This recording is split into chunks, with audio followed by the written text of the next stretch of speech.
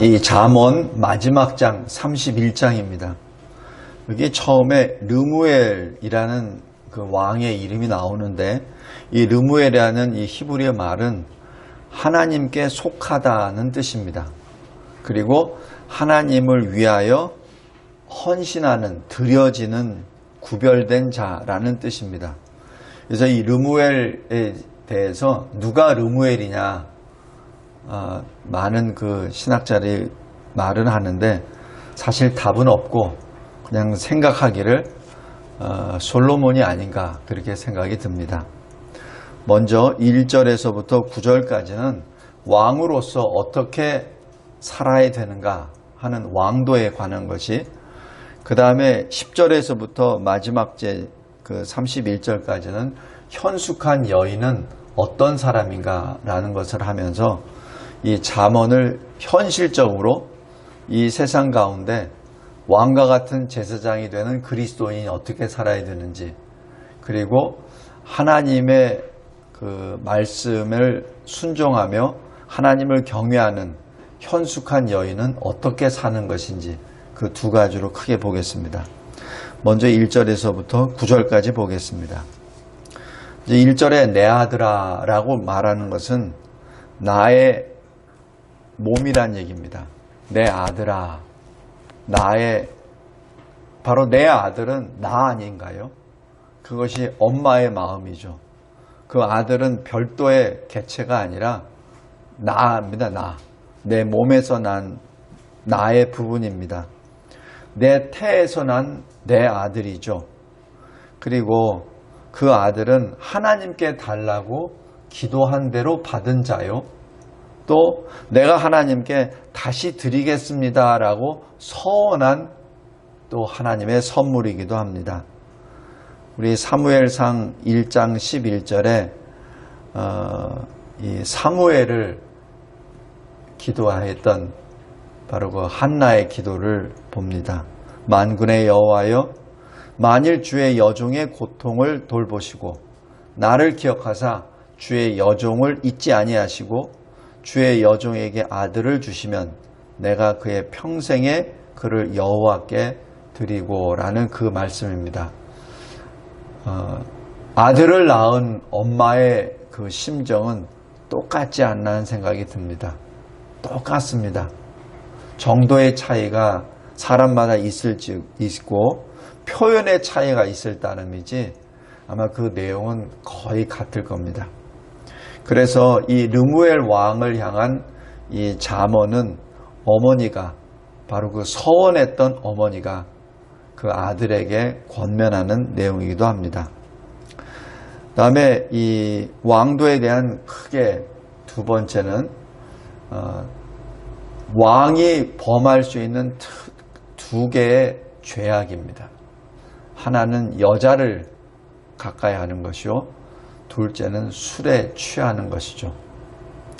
아마 다른 문제, 이 왕으로서 어떻게 살아야 된다 하는 것은 다른 성경 말씀에 많이 있기 때문에 왕으로서 하지 말아야 될 것을 아마 이 덕목을 딱 두 가지만 한 것 같습니다. 3절에 보면은 힘을 여자에게 쓰지 마라.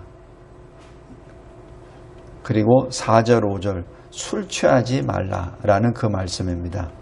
잠언 7장 25절, 26절에 너의 마음이 음녀의 길로 치우치지 말며 그 길에 미혹되지 말지어다. 대저 그가 많은 사람을 상하여 엎드려지게 하였나니 그에게 죽은 자가 허다하니라 라고 말합니다. 왕도 마찬가지. 언뜻 보면은 위대한 왕으로 보이지만은 그 왕도 한낱 남자에 불과합니다. 그래서 이러한 이 정욕에 빠져버리고 자기가 가지고 있는 모든 힘을 그 여자를 쫓아다니는데 사용된다면 그 왕도 사실 죽는 자의 하나가 되고 맙니다. 그래서 사실 이 솔로몬도 처음에는 잘 나가다가 1000명의 그 부인을 거두려는 그 일로 말미암아 이스라엘 전체가 사실 퇴락의 길로 걸어가게 되는 단초를 제공하게 됐죠. 그 다음에 술 문제입니다. 이사야서 28장 7절에 포도주로 말미암아 역걸음을 치며 독주로 말미암아 비틀거리며, 제사장과 선지자도 독주로 말미암아 역걸음치며 비틀거리며 환상을 잘못 풀며 재판할 때 실수한다 라고 기록합니다.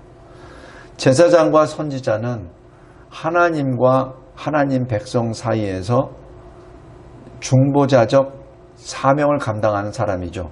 그래서 제사장은 백성의 죄를 하나님께 고하고 죄 사함으로 길로 인도하는 자요, 선지자는 하나님으로부터 말씀을 받아서 하나님의 백성에게 전함으로 하나님의 백성이 하나님께로 돌아오는 그러한 일을 감당하는 사람인데, 이 두 사람이 만약에 독주에 취해버리면 하나님께서 주신 계시를 잘못 풀어버리죠.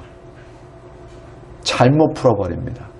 그러면은 백성들이 하나님께로 가야 되는데 하나님으로부터 멀어져가는 그러한 죄악을 범하게 되고, 또 이들 앞에 어떤 문제를 안고 온 자기 백성들에게 오판을 하는 그러한 죄를 범하게 됩니다. 다음에 왕도의 세 번째 6절에서부터 9절은 그러면 그 왕은 어떻게 다스려야 되느냐, 그 통치 방법은 첫 번째 6절입니다. 독주는 죽게 된 사람에게 주고 포도주는 마음에 근심 있는 자에게 주라. 그래서 위로하라 라는 그 말씀이죠. 그래서 독주와 포도주는 각각의 쓰이는 용도가 있다는 얘기입니다. 왕은 그것을 다 소유하고 있잖아요. 그러니까 그 권위를 가지고 죽게 된 자와 그리고 근심에 차 있는 자에게 위로를 주라는 얘기고, 그 다음에 8절 9절에서는 공의의 재판을 실행하라는 얘기입니다. 이 공의의 재판을 하는데 가장 큰 걸림돌은 바로 사람의 눈입니다. 내가 누구누구를 아는데 그 사람 때문에, 그 사람과의 관계 때문에 이 재판을 뒤틀어버리죠. 그런 것들이 사실 공의의 재판을 방해하는 요인이기도 합니다. 왜냐하면 하나님을 두려워해야 될 왕이 사람의 눈을 두려워하기 때문에 그렇습니다. 그 다음에 우리 잘 알고 있는 디모데전서 5장 23절에 디모데에게 바울이 말하죠. 이제는 물만 먹지 말고 포도주 약간을 먹어서 네가 가지고 있는 위장병을 좀 다스려라 라는 그 말씀입니다. 그래서 이 술도 잘 쓰면은 약이에요. 근데 그것에 끌려다녀서 술의 노예가 돼버리면 그 다음은 술로 말미암아 짐승이 돼버리고 말죠. 그래서 선한 통치라고 하는 것은 그 고난 중에 있는 사람들에게 위로를 주고 공정한 재판을 하고, 그리고 백성들을 관심을 가져서 백성들을 선하게 다스리라는 그 뜻입니다. 여기 대해서 왕도에 대한 교훈을 잠깐 보겠습니다. 첫 번째, 여호와를 경외합니다. 이 모든 것이 하나님 경외 사상으로부터 시작이 됩니다. 하나님을 경외한다는 것은 하나님을 사랑하고 또 하나님을 두려워한다는 그 표현이죠. 그래서 무슨 일을 하든지 하나님 중심으로 생각하고 말하고 행동한다는 얘기입니다. 왕은 모든 권세를 다 가지고 있잖아요. 그래서 자기 말이 사실 법이나 마찬가지예요. 그러나 하나님 앞에서 하나님 중심으로 보았을 때는 자기가 가지고 있는 권세는 사실 아무것도 아니죠. 하나님이 나에게 맡겨주신 하나의 것밖에 되지 않기 때문에 그 하나님 앞에서 하나님 중심으로 서 있는 그 왕에게는 사실 이 여호와를 경외한다는 그 자체가 모든 것의 중심이 됩니다. 또 우리 출애굽기 18장에 보면은 미디안 제사장이었던 그 모세 장인 이드로가 모세를 찾아오죠. 그래서 모세가 하는 일을 봅니다. 백성들이 무슨 문제를 가져와요? 그럼 모세는, 자, 여기 저 보세요. 모세가 자기 백성이 문제를 가지고 오면은 모세가 먼저 들어요. 그 문제를. 그리고 하나님께 기도합니다.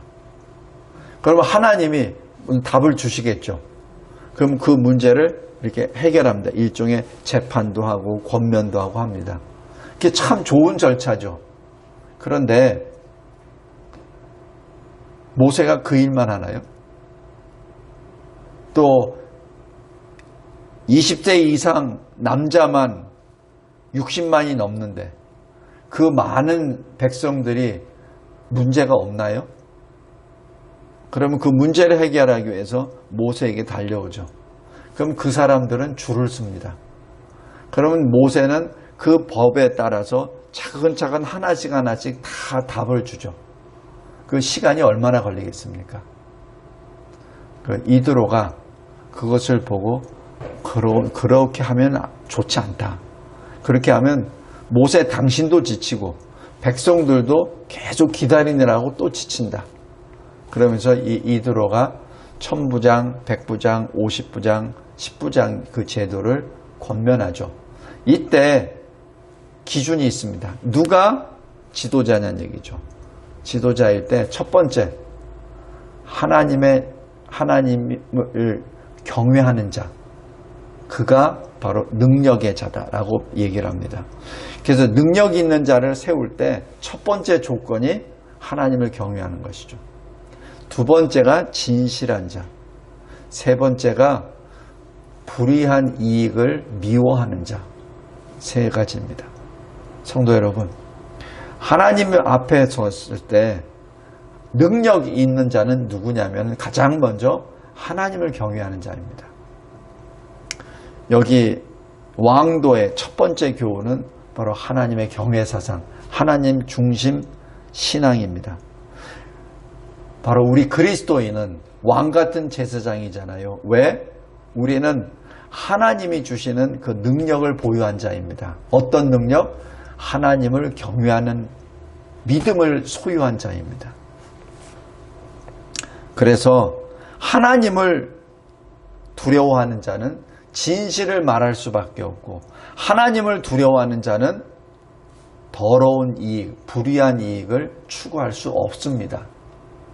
왜냐하면 사람을 두려워하는 것이 아니라 하나님을 두려워하고 하나님을 기쁘시게 하는 것이 그 사람의 본분이기 때문에 그렇습니다. 이것을 예수님이 이렇게 말씀하시죠.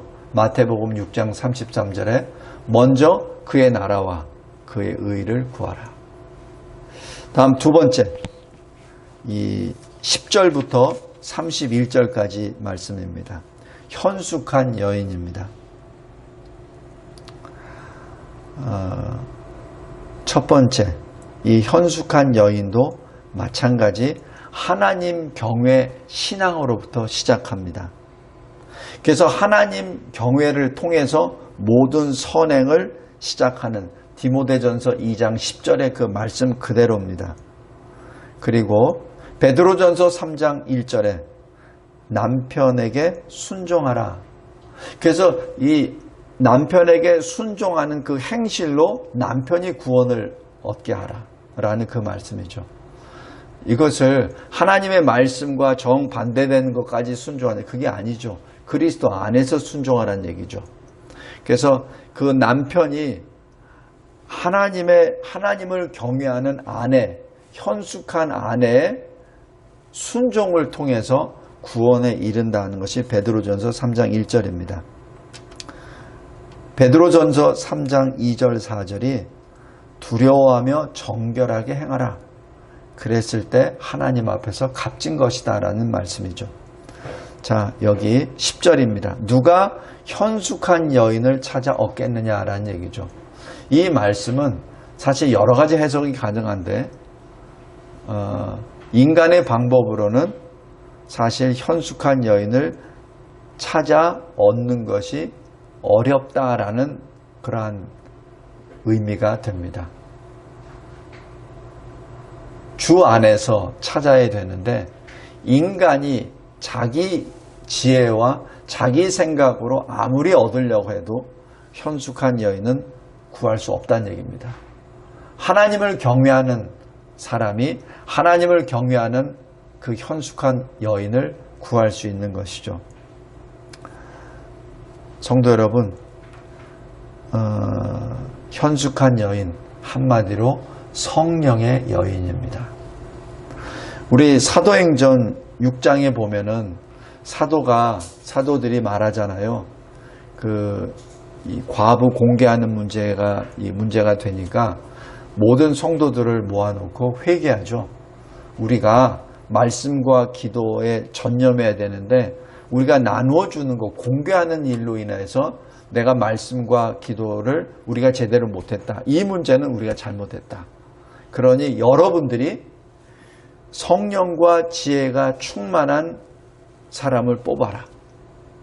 그들이 이 공개 문제를 할 것이다 라고 하죠. 그때 응답이 뭐죠? 믿음과 성령이 충만한 7사람을 추천합니다.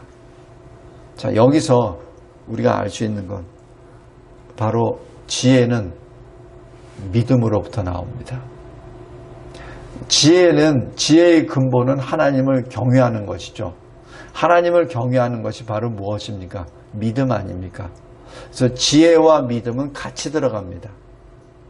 그래서 우리가 이 시대를 살면서 지혜를 간구할 때 가장 먼저 해야 될 것은 바로 믿음으로 하나님께 간구했을 때 얻는 것이 지혜입니다.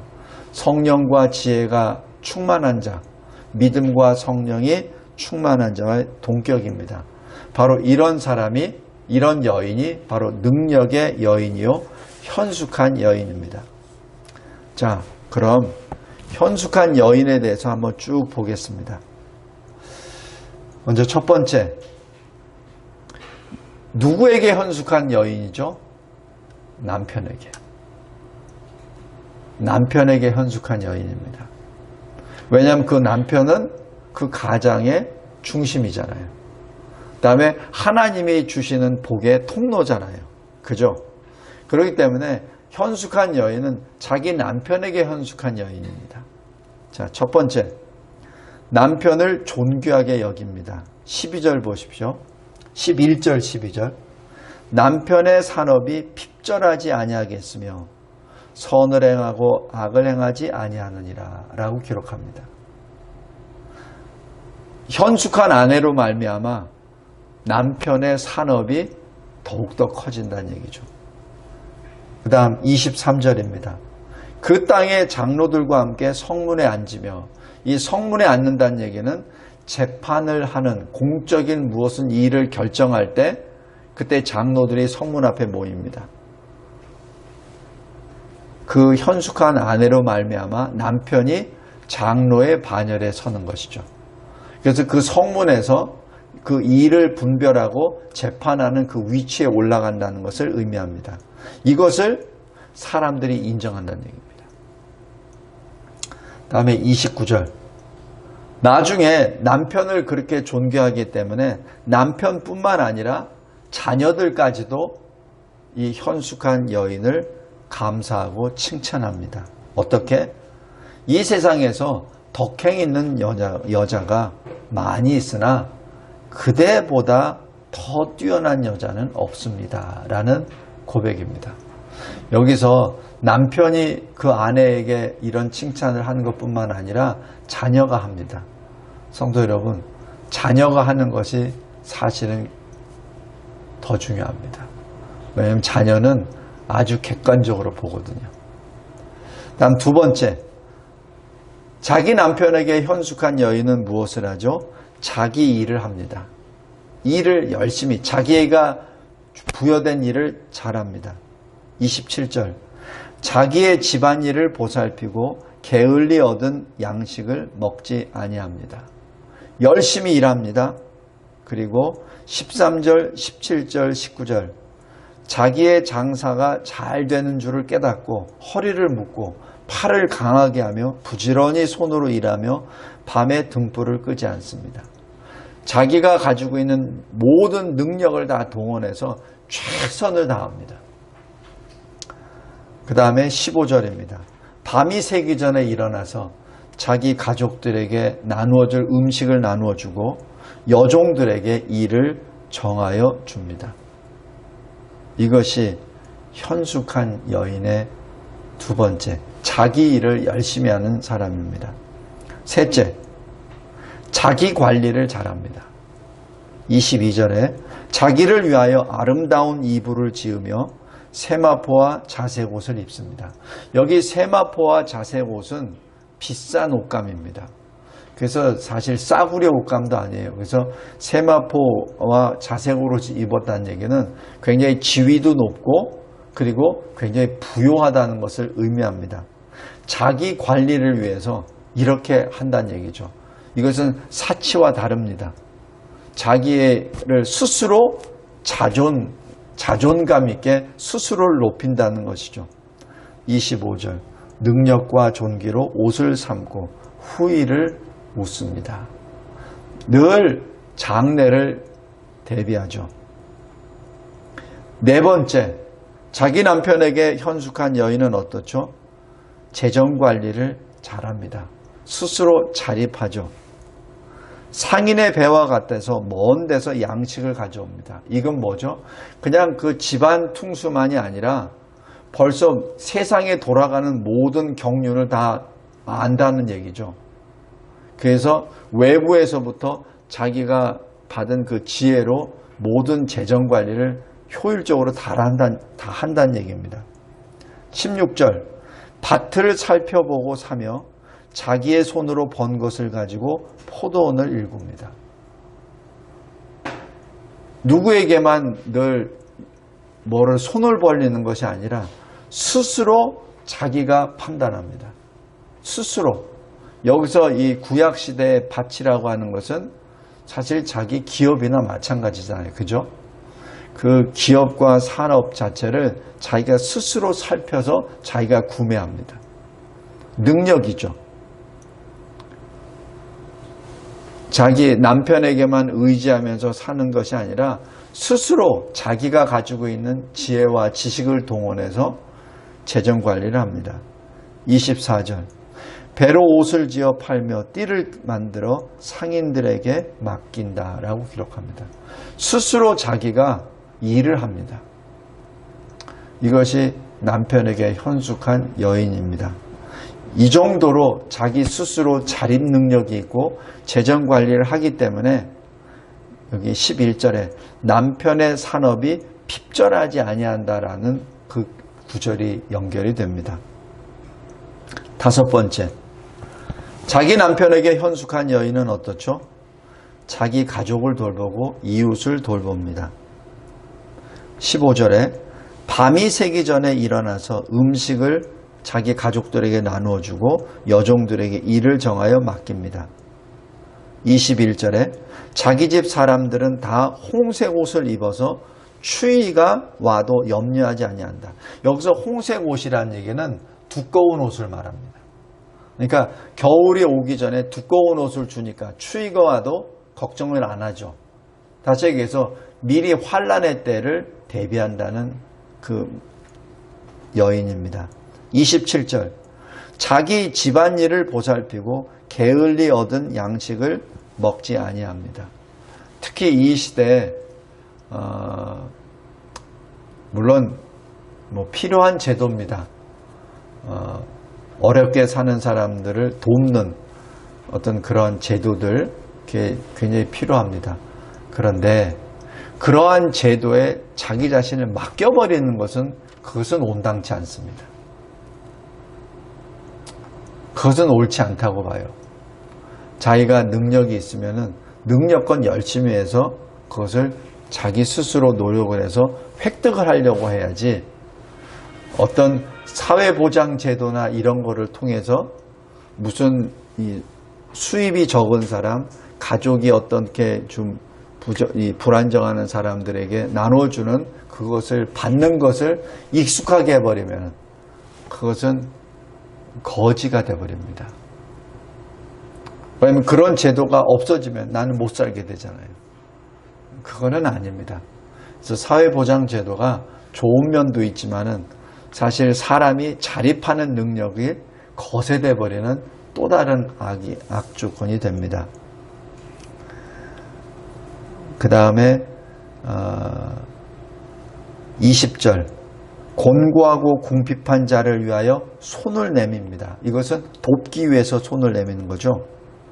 그래서 29절에 모든 여자보다 뛰어나다는 칭찬을 받게 됩니다. 바로 이것이 가족과 이웃을 관심을 두고 보살피는 선행을 말하죠. 마지막으로 정숙입니다. 정숙한 말을 하죠. 이 말은 마음의 발로죠. 그 마음 속에 무엇이 있죠? 바로 다른 사람을 향한 사랑과 친절을 묻어나오는 그 마음에 표출되는 것이 말이죠. 26절입니다. 입을 열어 지혜를 베풀며 그의 혀로 인애의 법을 말한다 라고 기록합니다. 여기에 대해서 여러 가지 예가 있는데 딱 두 가지 예를 보고 있습니다. 현숙한 여인. 먼저 창세기 24장 보십시오.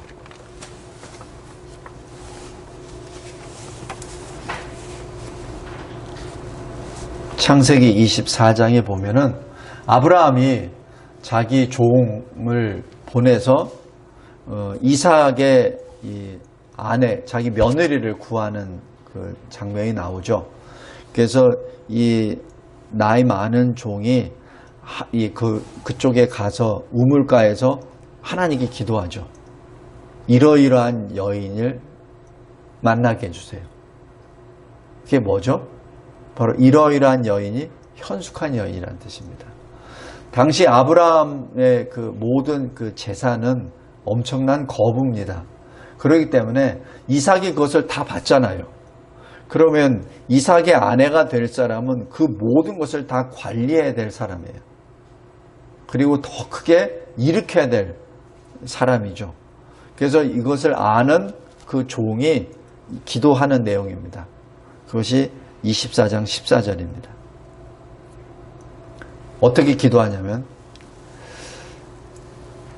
13절부터 보겠습니다. 성중 사람의 딸들이 물 기르러 나오게 싸우니 내가 우물 곁에 서 있다가 한 소녀에게 이르기를 청하건대 너는 물동이를 기울여 나로 마시게 하라 하리니 그의 대답이 마시라 내가 당신의 낙타에게도 마시게 하리라 하면 그는 주께서 주의 종 이삭을 위하여 정하신 자라 이로 말미암아 주께서 내 주인에게 은혜 베푸심을 내가 알겠나이다. 이럴 때 15절에 말을 마치기도 전에 리브가가 등장합니다. 자, 여기서 이 늙은 종이 왜 이러한 기도를 했을까요? 늙은 종이 오는 그 소녀에게 나 물 좀 달라고 했을 때 물뿐만 아니라 지금 이 늙은 종이 낙타를 10마리를 끌고 갑니다. 그러니까 그 낙타에게까지 물을 주는 사람이라면 이삭의 아내로 딱 맞습니다. 다시 얘기해서 아브라함의 모든 것을 관리할 만한 사람입니다 라고 지금 이 종이 판단한 것이죠. 그래서 하나님께 기도한 내용입니다. 근데 여기서 왜 그렇습니까? 낙타 물을 얼마나 먹죠? 낙타 큰 동물입니다. 이 늙은 이 종에게 물 달라고 그거는 뭐 이렇게 바가지로 이렇게 떠들이면 돼요. 근데 낙타가 한 마리가 물을 먹는 양은 엄청납니다. 근데 이 늙은 종이 낙타를 10마리를 가져갔어요. 그러면 그 10마리에다 다 물을 줘야 돼요. 그죠? 첫 번째, 곤고한 자가 갈증이 있는 늙은 사람이 얘기했을 때 물을 줄 수 있는 그러한 마음이 따뜻한 여인이 되어야 됩니다. 그 마음을 표출하고 도울 수 있는 그 마음이 있어야 됩니다. 두 번째, 보니까 노인이 이 낙타 10마리까지 왔으니 그 10마리까지도 내겠다는 자기 자신의 이 마음의 부요함도 있어야 되지만 건강도 있어야 됩니다. 힘이 없으면 못하죠. 그죠? 그러니까 이 늙은 종은 두 개를 다 본 겁니다. 마음과 육신의 건강, 체력을 다 본 겁니다. 이래야 이삭의 아내로 현숙한 여인이라는 얘기죠. 오늘 여기 잠언 31장에도 나오듯이 현숙한 여인, 누구에게? 남편에게 현숙한 여인이 어떻습니까? 자기 일을 하면서 자기를 통하여 남편이 존귀하게 되고 인정을 받고, 그리고 자기가 모든 것을 다 돌보고 재정을 관리하고 정숙한 어떤 모습을 나타내는 자, 바로 이 늙은 종, 아브라함의 늙은 종은 바로 그것을 본 겁니다. 다음에 두 번째 현숙한 여인은 룻입니다. 한번 룻기 한번 보겠습니다.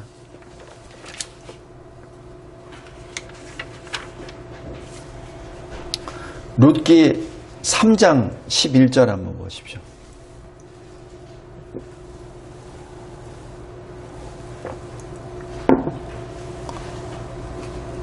룻기의 내용은 다 아시는 내용이기 때문에 이 11절 말씀만 보겠습니다. 룻이 보아스를 만나죠.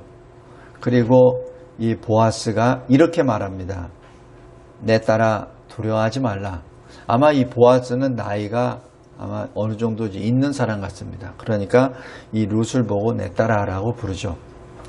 내가 너의 말대로 네게 다 행하리라. 네가 현숙한 여자인 줄을 나의 성읍 백성이 다 아느니라. 지금 이 룻은 모압 여자입니다. 모압 여자가 와서 자기 시어머니 나오미와 같이 둘이 살면서 얼마 오랫동안 살지도 않았어요. 그런데 보아스가 인정합니다. 어떻게 인정하냐고요? 성읍에 있는 모든 사람이 이 룻을 현숙한 여인이라고 다 인정합니다. 아까 여기 잠언 31장 10절부터 31절까지 나와 있는 모든 것을 지금 이 룻이 행하였기 때문에, 그래서 성읍 모든 사람들이 룻을 인정한다는 얘기죠. 그것을 보아스가 인정하고 받아들인다는 얘기입니다. 거기에 대한 바로 시작은 여기 1장 16절입니다. 내가 어머니를 떠나며 어머니를 따르지 말고 돌아가라 강권하지 마옵소서. 어머니께서 가시는 곳에 나도 가고 어머니께서 머무시는 곳에서 나도 머물겠나이다. 어머니의 백성이 나의 백성이 되고 어머니의 하나님이 나의 하나님이 되시리니라고 기록합니다. 신앙 고백입니다. 이 룻의 신앙 고백, 바로 룻이 하나님을 경외하는 자라는 그 신앙 고백을 받고 시어머니 나오미가 룻을 데리고 같이 오죠. 두 아들도 죽고 자기 남편도 죽고 다 죽었습니다. 그런데 이 룻을 데리고 오죠. 그 룻은 이 보아스를 만나고 이 보아스와 만나서 나중에 이 마태복음 1장에 예수의 계보에 포함이 되는 한 이방 여인이 됩니다. 말씀을 맺겠습니다. 현숙한 여인은 진주보다 더하다라고 얘기하는데, 여기서 이 번역이 진주로 되어 있지 사실은 존귀한 보석입니다. 보석보다 더 좋다, 귀하다라는 얘기죠. 여기 자기 남편에게 현숙한 여인의 공통점 3가지입니다. 첫 번째, 하나님을 경외합니다. 그래서 하나님을 경외함으로 가정, 사회, 국가에서 인정을 받습니다. 그래서 자식들이 일어나서 감사하고 남편이 최고의 칭찬을 하죠. 두 번째 특징, 자기가 받은 일을 신실하게 행합니다. 데살로니가 후서 3장 10절에 누구든지 일하기를 싫어하거든 먹지도 말게 하라라는 그 말씀 그대로입니다. 그래서 이 현숙한 여인은 자기가 받은 사명을 최대한으로 열심히 합니다. 세 번째 공통점, 디모데전서 5장 8절입니다. 자기 친족, 특히 가족을 돌보지 아니하는 자는 말씀을 배반한 자요 불신자보다 더 악한 자니라.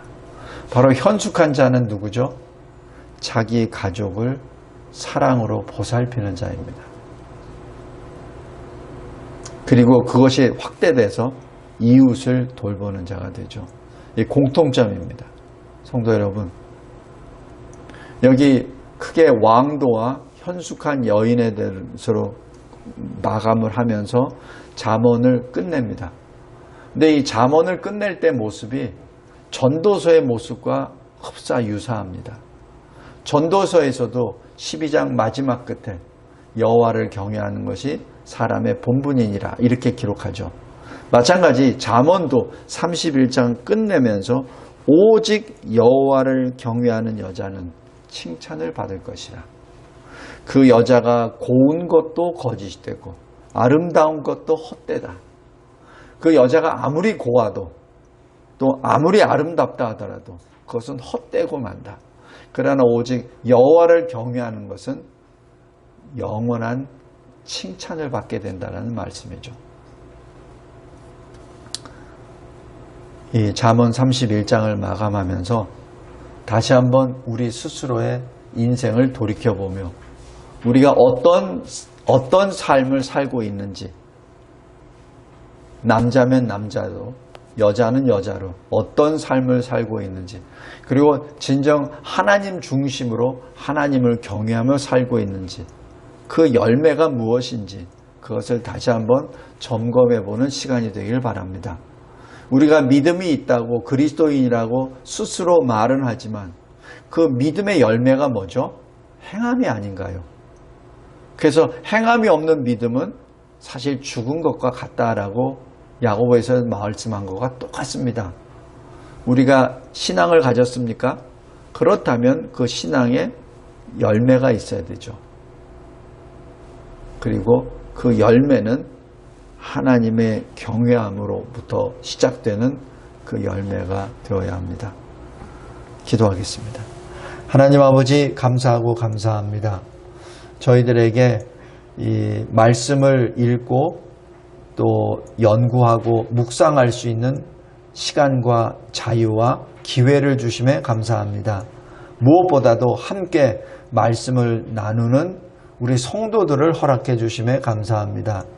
잠언 1장부터 31장까지 말씀을 쭉 읽고 또 그 말씀을 통하여 하나님을 그리고 나 자신을 바라보았나이다.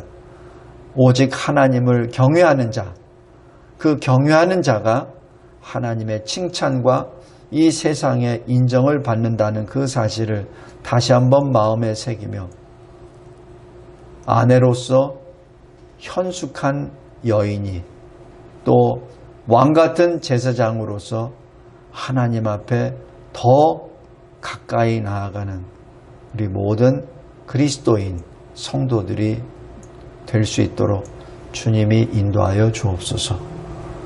감사합니다, 주님. 예수 그리스도의 이름으로 기도드리옵나이다. 아멘.